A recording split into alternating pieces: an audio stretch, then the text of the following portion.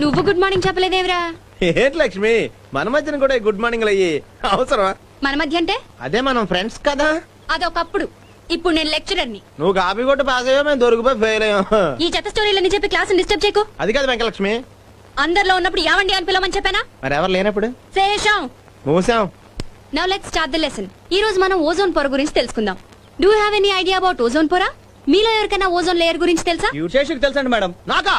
ఇప్పుడే తెలుసని చెప్పావు. తెలిస్తే ఎక్కడ ఎందుకు ఉంటాం? Silence idiot. ఓజోన్ పొర సూర్యుడి కిరణాలు డైరెక్ట్ గా భూమి మీద పడకుండా కాపాడుతుంది. అయితే ఇప్పుడు ఏమైంది, ఆ పొర కన్నాలు పడ్డం వల్ల భూమి మీద కిరణాలు డైరెక్ట్ గా పడిపోతున్నాయి. అందుకేనా మేడం ఈ వేడిగాళ్ళు వడదెబ్బలు? కరెక్ట్. వడదెబ్బ తగిలితే ఏం చేయాలి? వెంటనే సోదా పడిపోవాలి. అదే నిన్న క్రికెట్ ఆడుతుంటే మా వాడికి వడదెబ్బ తగిలి కళ్ళు కల్పించక పడిపోయాడు. సరే, క్రికెట్ ఆటగాళ్ళకి కళ్ళు కనిపించకపోతే అప్పుడు వాళ్ళు ఏం చేస్తారు? ఎంపైర్లు చేస్తారు. శేషం, మళ్ళీ మూసాం. నువ్వు నన్ను అస్సలు లెక్క చేయట్లేదురా. నేను లెక్కల్లో వీక్లే. ఓకే, ఇప్పుడు మీకు ఈ పాట